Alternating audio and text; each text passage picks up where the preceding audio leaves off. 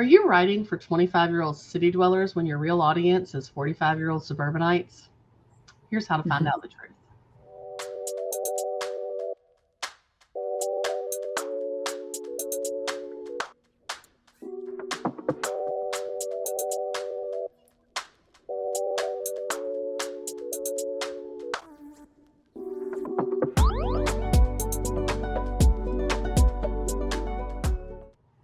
Welcome to today's training, Demographics Overview in GA4. As bloggers, we often write for an audience that we think we have. But what if the data tells us a completely different story? Today, we'll uncover the common mistakes of writing for a ghost audience and show you how to use GA4's demographic report to understand who your readers really are so that you can create content that truly connects with people. So what are you going to learn? You're going to learn the number one mistake that bloggers make by ignoring their audience demographics. You're going to get a step-by-step guide to finding and interpreting the GA4 demographics report.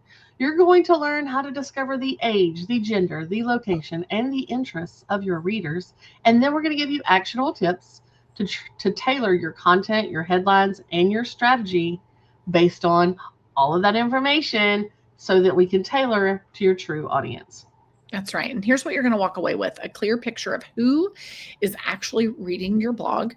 You're going to walk away with actionable steps to align your content with your audience's needs and preferences. And you're going to hopefully gain the confidence to use demographic data to make smarter, more effective blogging decisions for your business.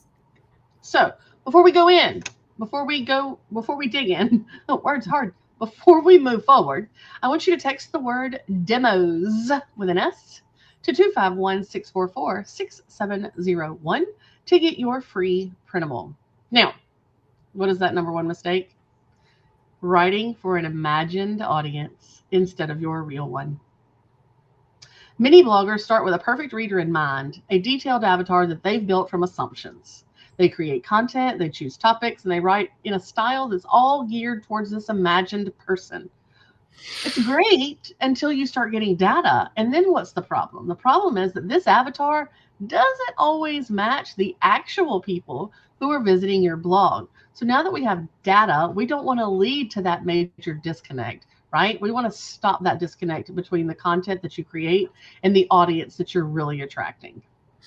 So there are three big reasons. There are a lot of reasons why this habit is harmful, but there are three main things that we're going to talk about today. So number one, your content misses the mark. You might be using slang and references that a younger audience gets, but if your readers are older, it can be confusing and off-putting. Okay. And the same thing goes for topic choices. So I want you to be thinking about that.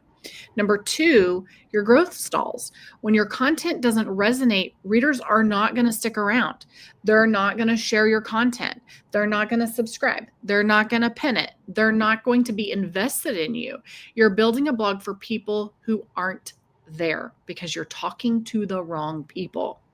And number three, you make bad strategic decisions, your choices of affiliate products. So what an older audience actually, what that 45-year-old audience actually wants is not what you've been pushing to the 25-year-old. Okay. Same thing on social platforms. And even the posting times might be completely wrong for your people who you're trying to reach because the 45-year-old's behaviors are completely different and based around soccer practice and running kids everywhere and getting to bed by a certain time, where a 25-year-old is still scrolling at midnight, right? Yeah, the reality is that your analytics hold the truth about who your readers are. So ignoring that data means that you're operating on guesswork, not strategy, and that you're leaving growth opportunities on the table. So look, for example, let's imagine that you run a personal finance blog. You assume that your audience is young men just starting their careers. So you write about investing in crypto and aggressive stock picking. But a quick look at your GA4 demographics report reveals that your largest audience segment is actually women aged 45 to 54. They're likely more interested in retirement planning, saving for college for their children, managing household budgets. So writing for your imagined audience means that you're ignoring the real needs of your most engaged readers. The key takeaway here is that you can't connect with an audience that you don't understand. Data-driven insights are the key to closing the gap between who you think you're writing for and who is actually reading. That's right. So, how can you avoid the mistake? Okay. You need to be using the demographics report to discover and serve your true audience. So, in order to build a thriving blog, a thriving business, you must align your content with the people who are showing up every single day consuming your content. Okay. The demographic report in GA4 is your window into their world, and it's going to give you concrete data so that you can take that information and actually create a strategy with it. So let's talk about the who, what, when, where, why, how, all that. Okay. Yeah, so who uses it? Well, anybody. But in our context, a blogger who wants to create more resonant content, who wants to choose better affiliate products, and who wants to make smarter marketing decisions. So, what is it? It's a GA4 report that shows the age, the gender, the location, the language, and the interests of your users. Where? In your GA4 dashboard. We're going to navigate, and I'm just going to go through this quickly because we're going to screen share in just a second. We're going to navigate to reports, user demographics, and the demographics overview. And when? Well, bare minimum quarterly to validate that your audience profile, right? To validate your audience profile and to spot any emerging trends. But I mean, this is something that I suggest you look at a lot more frequently. And why? So that you can stop guessing. We don't guess, we don't feel, we don't think. We know, right? And if we know, then we can make informed decisions that cater to the real people reading our blogs. And that leads to higher engagement and higher authority. All right. So, how do we use the demographics overview report? Do you want to screen share? Yes, ma'am. Would you like to screen share? I would love to screen share. Awesome. All right. So, we are in GA4 and we're going to go to reports and users. Sorry, I'm messing with my cup. All right. Reports, users, and then user attributes. And then overview.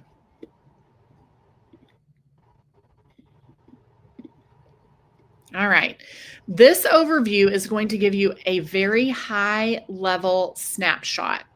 Okay.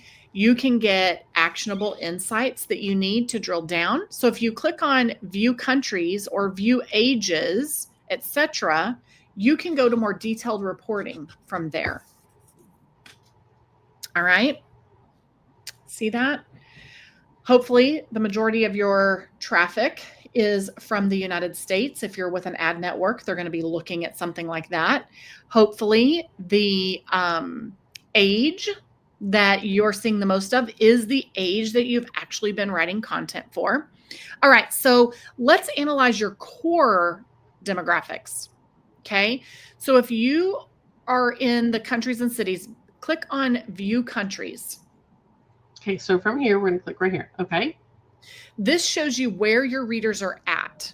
Are they primarily from one country? This could influence everything from the currency you use for the holidays, okay? So pro tip, if you see a lot of users from a different time zone, you need to consider scheduling some social media content for when those people are active. Now, I do want you to remember that who you're attracting on your blog and who you're attracting on your social platforms could be two different types of people, or there could be some overlapping and some big differences.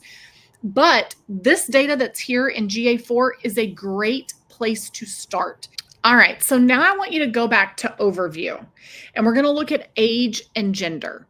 All right, so click on view ages. And view genders. So by knowing the dominant age brackets and genders of your audience, this really can help you with growing, but also knowing if you're hitting the right people. So if you discover that your fashion blog's audience is 80% female, with the largest group being 25 to 34, this helps you focus on what brands you need to be promoting, what fashion trends make sense, what price points for millennial women, for example. But if you discover that you've been writing your content for the 25 to 34-year-old age bracket, but you've been promoting things that are more for the woman that's in menopause and, how to different fashion trends for that woman. It doesn't match. This is why you're not getting the conversions. So you need to be paying attention to this. Yes. So there was no data. So like Crystal said, we clicked on ages. You can't click on ages and genders. So you're going to click on ages, and then you want to put this plus sign, demographics, gender. I didn't have any data. Speedy Gourmet just doesn't have enough traffic to see any data for that. So I've switched over to 3 Boys and a Dog real quick so that you can see you're going to see a lot of unknown. That's because people don't allow tracking. So we can't know anything about them. But the ones that we do know, so for 3 Boys and a Dog, we can see 25 to 34 female. That is my top age range. So my blog, my affiliate links, all of my things, like Crystal said, should focus on the trends, the brands, and the price points that are relevant to 25 to 34-year-old females. Yep. All right. So let's add some secondary dimension for some deeper insights. All right. Because this is where the magic really, really happens. Let's improve our ad money by capitalizing on the US traffic. So go to user. Okay, hold on. Go back to user. I want to switch back to Speedy Gourmet. Okay. We careful about what we show you guys because some people try to take our data. And Speedy Gourmet is just kind of a little test site that we use. So we try to use it for most of our screen shares. Oh, that's Crystal. That is not Speedy Gourmet. Okay. So we're going to go to user. And overview. Then go to user attributes. Okay. Demographic is demographic details. Yep, demographic details. So make sure that the drop down is country. Okay, the drop down is country. Okay, and then you want to click the blue plus sign that's at the top of the table so that you can add a secondary dimension and search for page path and screen class. There you go. Perfect. Now you can see the top pages viewed by each country. So what do we do with this information? Yeah. We can identify those top 10, or so page paths. So we want to audit like each one of these. These are all United States for me. We want to audit the ad layout, the viewability, the CLS safety. We want to reposition in content units and ensure a strong above the fold placement. Really want to check mobile spacing. We want to make sure that we're using American United States English, not British English, like color and favorite, the spellings. We want to make sure that we're using US dollar, not Canadian dollar or European dollar, or anything of that nature. And we want to make sure that that we are promoting these other things, right?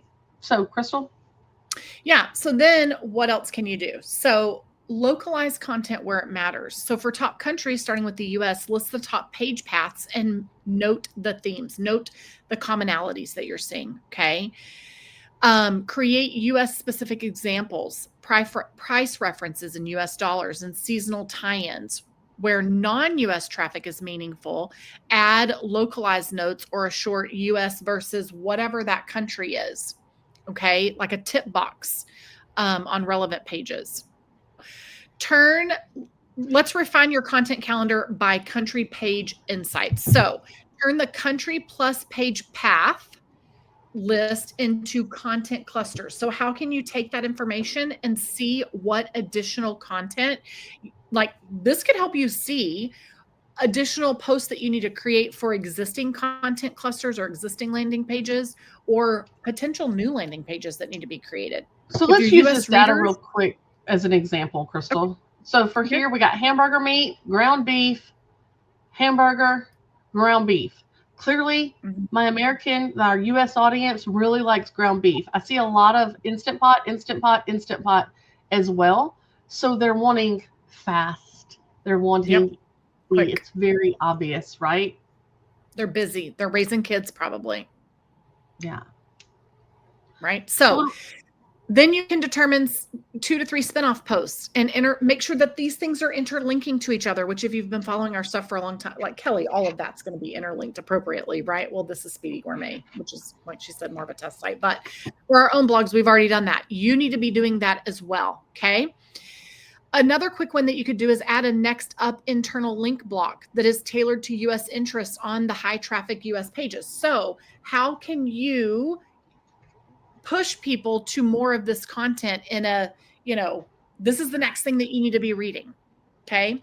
Like in an obvious way. Obviously, you think that they should be reading it next if you've linked to it, but people's minds don't always just go there.